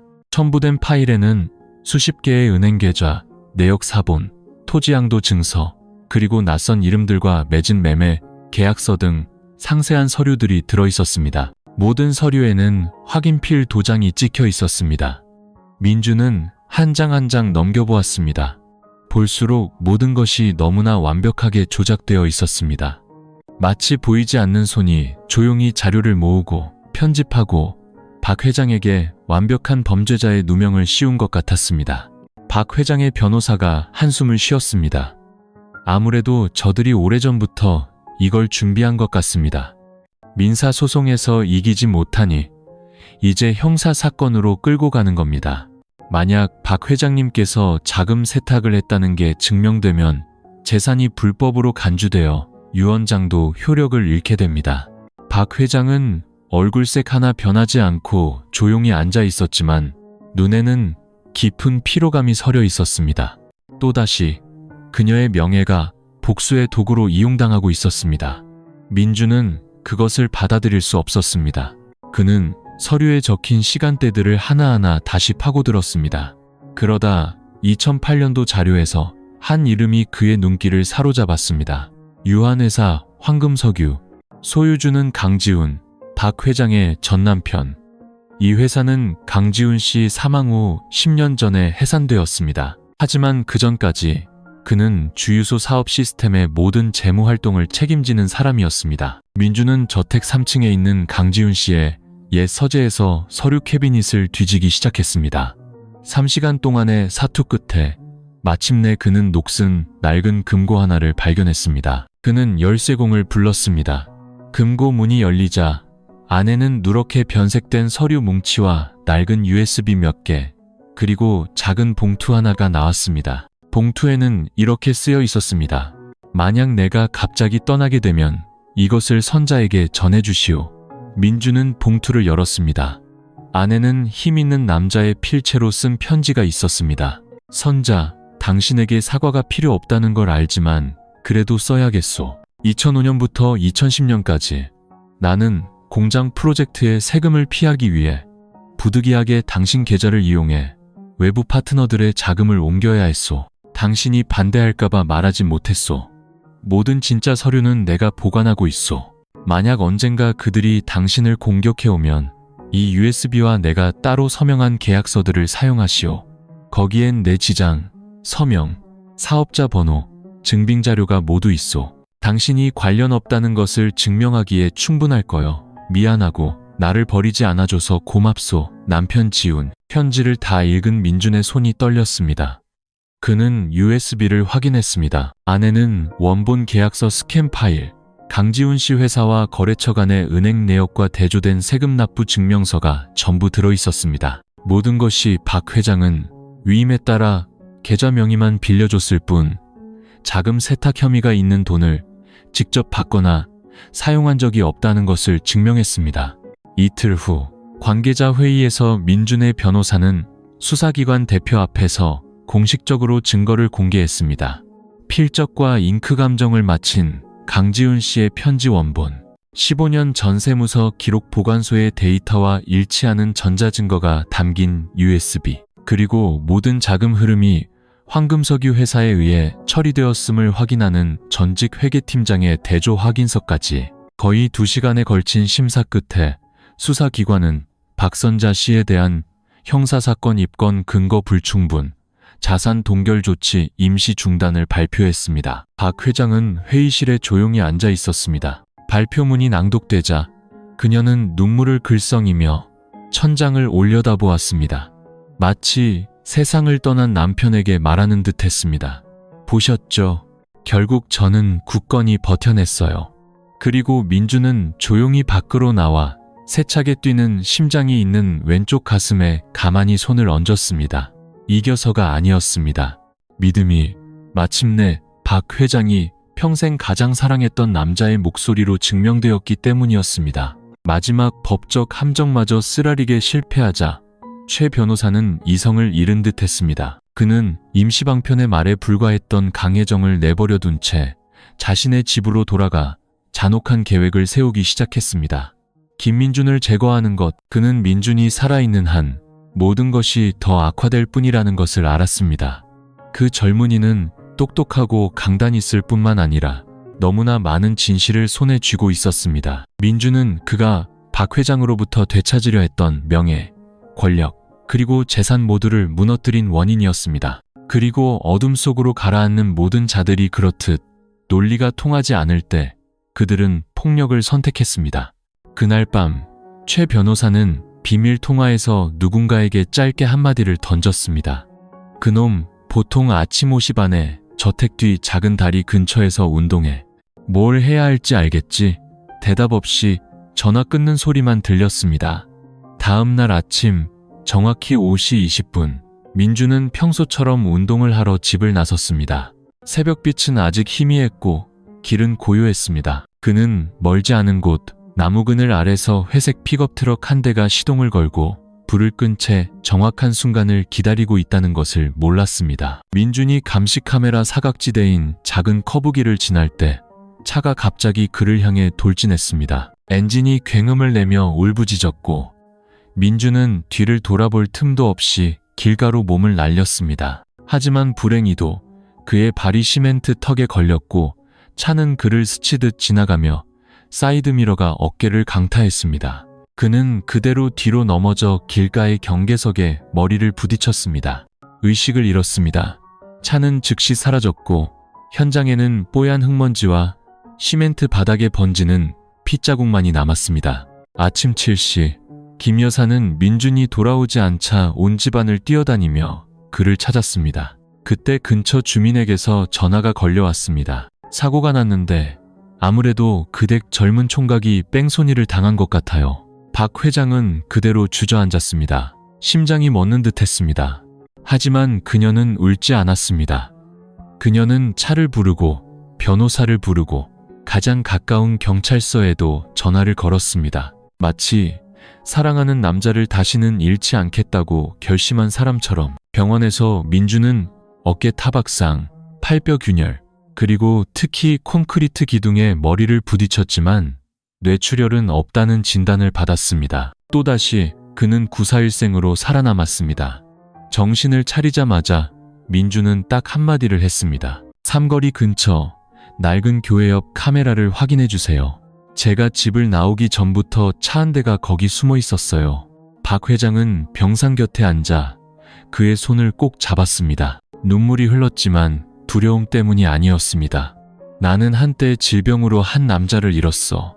이제 범죄 때문에 또 다른 남자를 잃고 싶지 않아.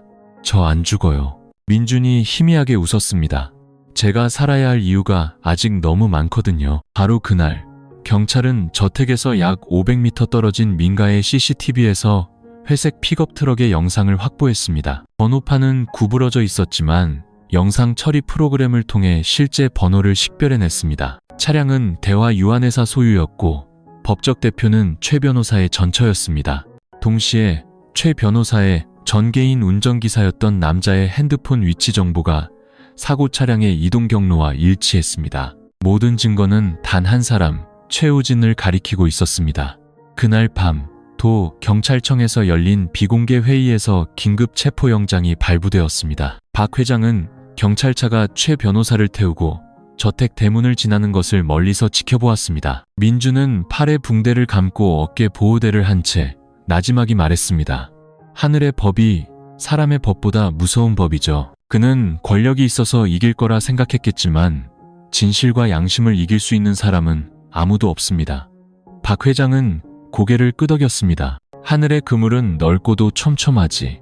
최 변호사가 공식적으로 기소되어 구속된 지 3일 후 저택의 분위기는 한결 부드러워졌습니다. 박 회장은 식사와 잠을 제대로 자기 시작했습니다. 여전히 마음 한구석은 무거웠지만 민주는 아직 어깨보호대를 해야 했지만 혼자 걸을 수 있게 되었습니다. 그는 유 원장의 효력을 공식화하고 박 회장의 명예와 재산을 되찾기 위한 마지막 재판을 준비하며 서류들을 정리하기 시작했습니다. 하지만 그날 아침 5시 20분 온 집안이 잠들어 있을 때 민준의 핸드폰이 울렸습니다. 낯선 번호였습니다. 여보세요. 수화기 너머에서는 중년 남성의 거칠지만 또렷한 목소리가 들려왔습니다. 자네가 김민준 군인가? 강지훈 씨의 아내 박선자 회장님과 함께 지내는 사람 누구시죠? 나는 임정수라고 하네. 예전에 강 사장 회사 황금석유의 재무이사였지. 자네를 급히 만나야겠네. 그의 비자금에 관해서 민주는 눈을 가늘게 떴습니다. 무슨 말씀이시죠? 비자금이라니요. 내 말이 틀렸다면 경찰에 신고하게.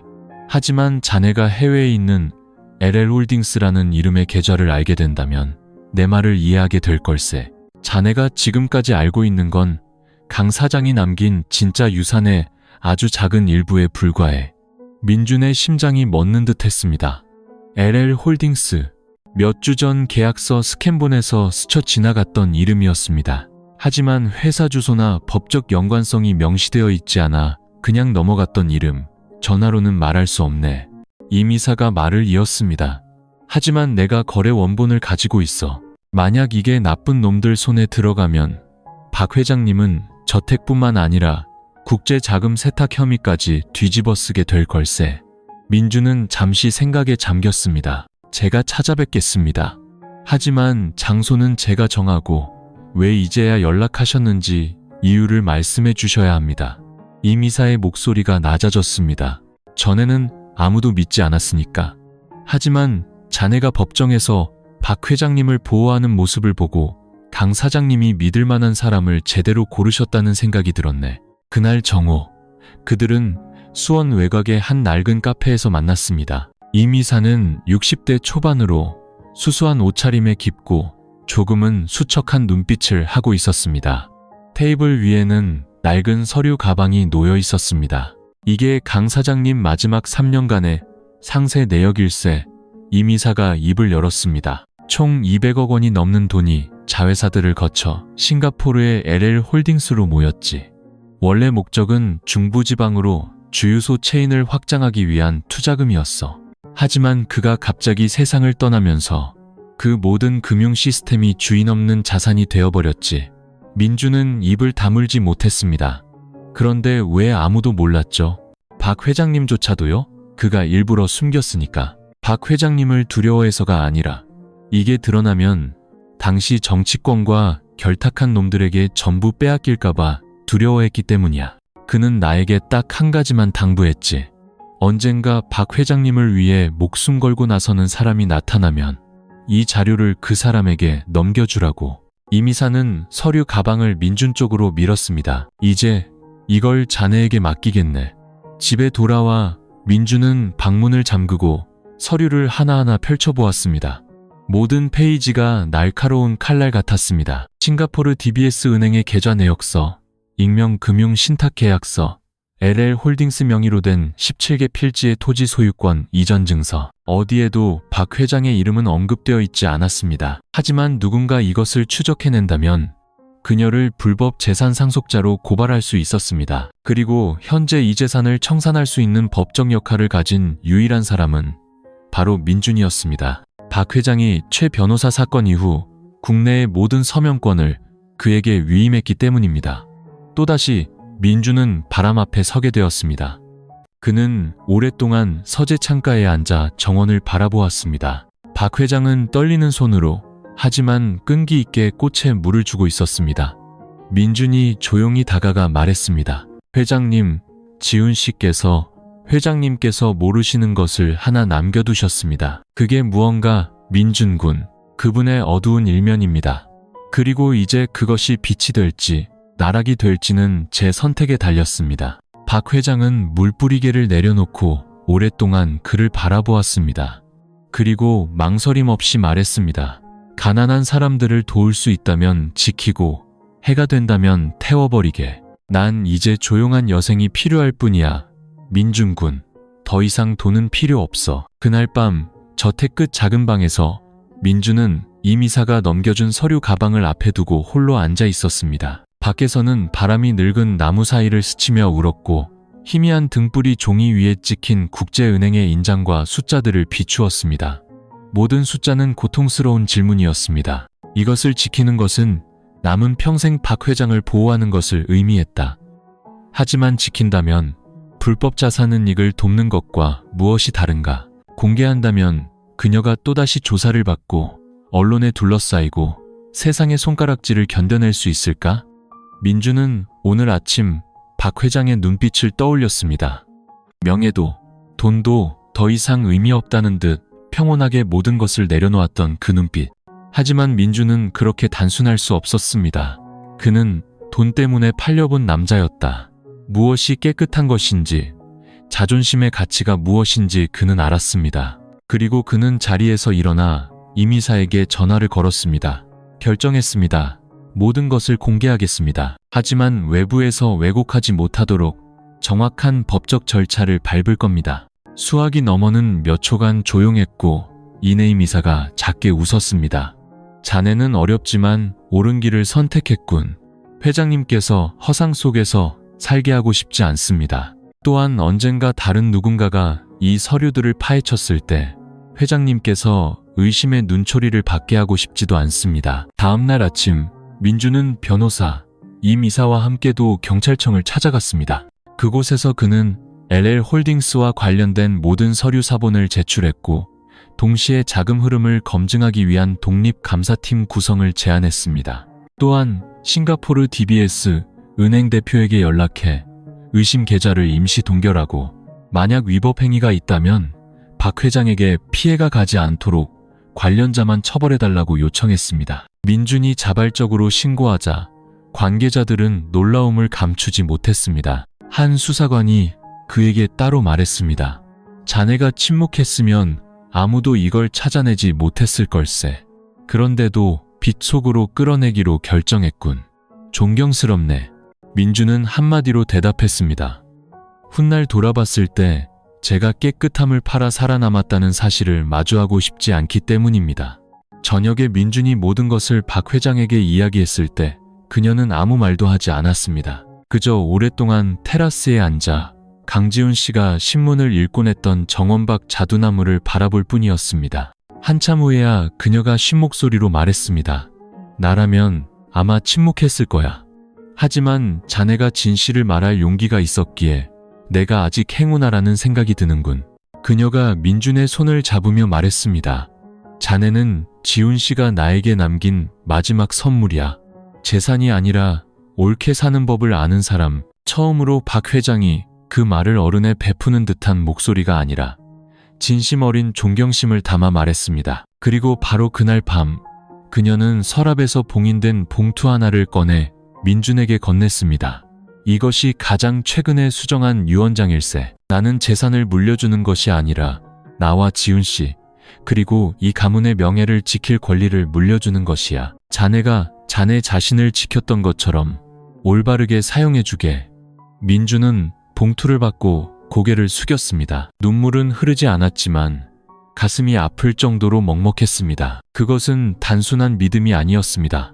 하나의 인격을 계승하는 것이었습니다. 그 후 며칠 동안 민준이 비자금을 공개하고 자진해서 조사를 요청했다는 소식이 퍼져나갔습니다.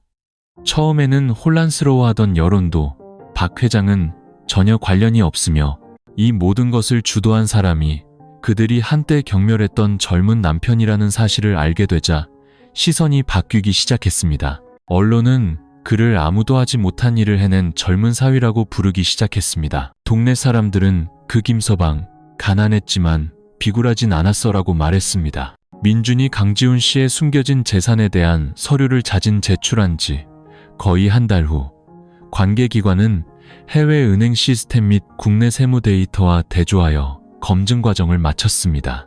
20페이지가 넘는 결론 보고서가 박 회장과 민준에게 전달되었습니다. 주요 내용은 다음과 같았습니다. LL홀딩스 소유 자산은 합법적이며 자금 세탁 징후는 없음. 모든 자금 흐름은 사업 활동에서 비롯된 투명한 출처를 가짐. 다만 장기간 익명으로 존재했고 유언장에 명시되지 않았으므로 합법적인 상속인이 관련성을 증명할 때까지 국가의 임시 관리를 받음. 민주는 안도의 한숨을 내쉬었습니다. 그는 폭풍 후에 맞설 준비가 되어 있었지만 다행히 강지훈 씨는 모든 것을 법의 테두리 안에서 처리해 두었습니다. 그러나 이 결론은 산들바람에 불과했습니다. 더 큰 태풍은 아직 뒤에 있었습니다. 3일 후 도 경찰청은 박상철이라는 인물을 체포했다고 발표했습니다. 그는 7년 전 개인적인 사유로 퇴직한 동부석유그룹의 전 재무팀장이었습니다.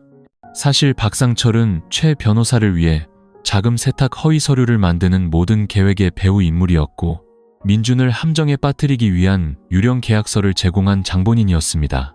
하지만 충격적인 것은 박상철이 아니라 그의 배후에 있는 인물이었습니다. 진술 과정에서 박상철은 이렇게 말했습니다. 저는 그저 하수인일 뿐입니다. 진짜 명령을 내린 사람은 20년 넘게 선자석유의 직접적인 경쟁 상대였던 TN그룹의 정태성 회장입니다. 정태성이라는 이름은 낯설지 않았습니다. 그는 한때 강지훈 씨와 함께 사업을 하다가 부동산으로 방향을 틀었고 강지훈 씨가 사망하자 석유업계로 다시 돌아왔습니다. 그의 복귀는 단 하나의 목표를 가지고 있었습니다. 박 회장의 낡은 시스템을 모두 인수하여 선자석유를 TN그룹의 자회사로 만드는 것. 그리고 박 회장이 팔거나 협력하기를 거부하자 정 회장은 최 변호사를 뒤에서 지원하며 내부로부터의 전복 계획을 실행했던 것입니다. 유언장 조작, 가짜 친척 동원, 자금 세탁 서류 위조, 심지어 민준 암살 시도까지.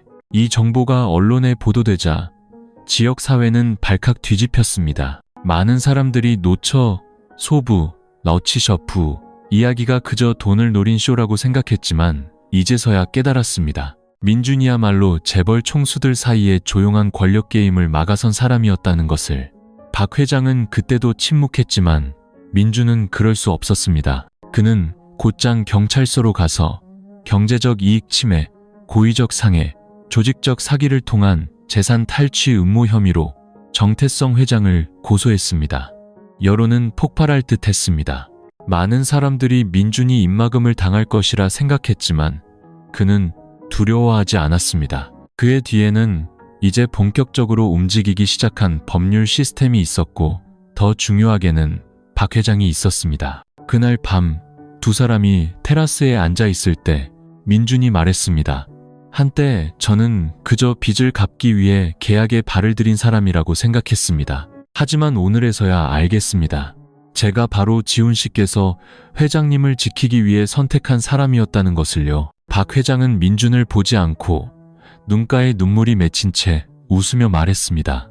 그 사람이 나를 자네에게 남겨두고 간 거야. 오직 자네만이 진실되고 정직하게 살 용기가 있다는 걸 알았으니까. 나는 제국이 필요한 게 아니었어.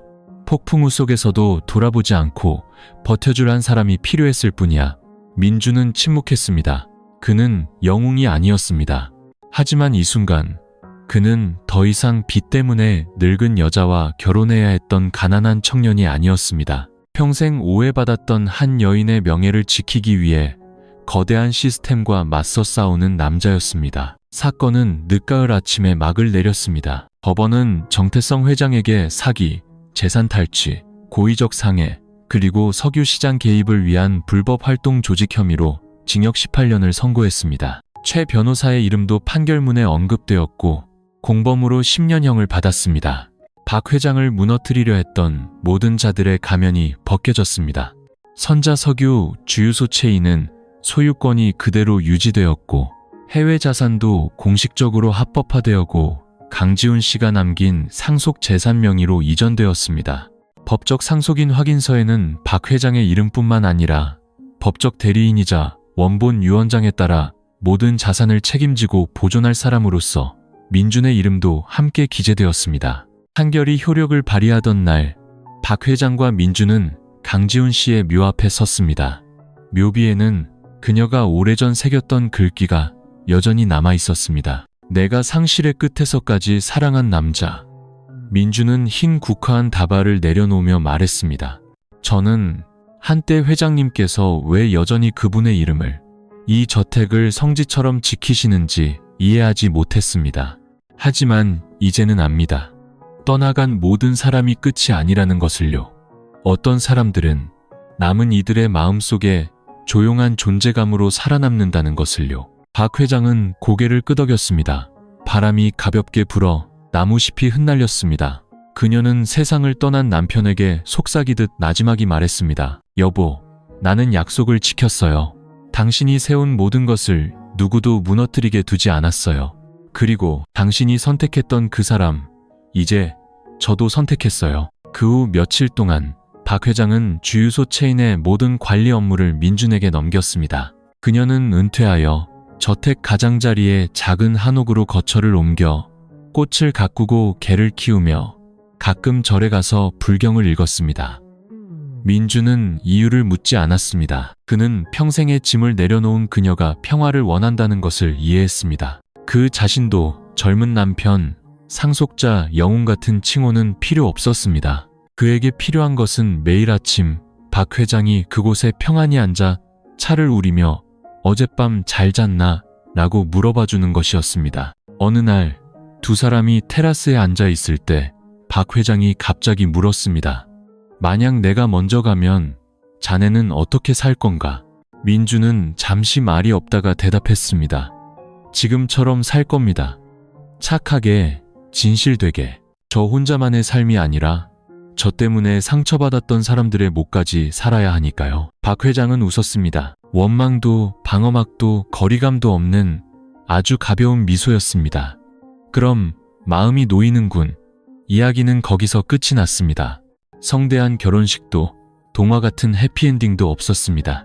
그저 낯선 사람이었고 계약관계였으며 계산적인 선택이었던 두 사람이 모든 것이 끝난 후 서로에게 기댈 곳이 되어주었을 뿐입니다. 젊은이들의 열정적인 사랑은 아닐지라도 사람의 마음 가장 깊은 곳을 어루만지는 조용하고 너그러우며 모든 것을 이해하는 그런 사랑이었습니다. 인생에는 사랑으로 시작하는 결혼도 있고 계산과 빚, 그리고 희생으로 시작하는 결혼도 있습니다. 하지만 시작이 어찌 되었든 결국 진심과 선량함만이 두 사람이 길의 끝까지 함께 걸어갈 수 있게 만듭니다. 빚을 갚기 위해 자신보다 거의 반세기나 나이가 많은 여성과 결혼해야 했던 청년 민준과 가장 가까운 사람에게 배신당했던 재벌 총수박 회장의 이야기는 세간의 이목을 끌었던 단순한 노처, 소부관계가 아니었습니다. 그것은 인과응보와 선택, 그리고 사람의 마음에 대한 이야기였습니다. 우리는 거기서 강요된 결혼 생활에 내몰렸지만 주저앉거나 기생하는 삶을 택하지 않은 한 젊은 남자를 봅니다.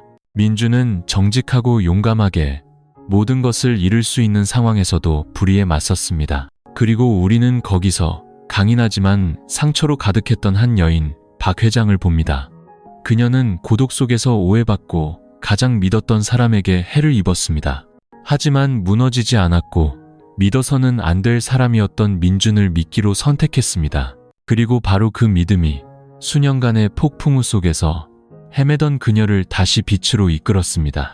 이 이야기는 또한 우리에게 돈이 시작의 동기가 될 수는 있지만 명예야말로 마지막 종착지라는 것을 보여줍니다. 재산은 잃을 수 있지만 의미와 정, 그리고 기품을 가지고 사는 사람은 결코 가난하지 않습니다. 최 변호사나 정 회장 같은 자들은 아무리 교활해도 진실의 법칙에서 벗어날 수 없습니다. 탐욕이 길을 이끌 때 그 끝은 분명 고독과 징벌일 것입니다. 그리고 민준과 박 회장, 그들의 감정은 동화 같은 사랑이라 부를 수는 없을지 몰라도 서로를 이해하고 동행하며 존중하는 그 모습이야말로 듣는 이의 마음을 뭉클하게 만듭니다. 결국 이야기는 결혼식으로 끝나지 않았습니다. 서로에게 감사하고 서로를 치유하며 더 이상 폭풍우 없는 나날을 평온하게 살아가는 두 사람의 모습으로 끝을 맺었습니다.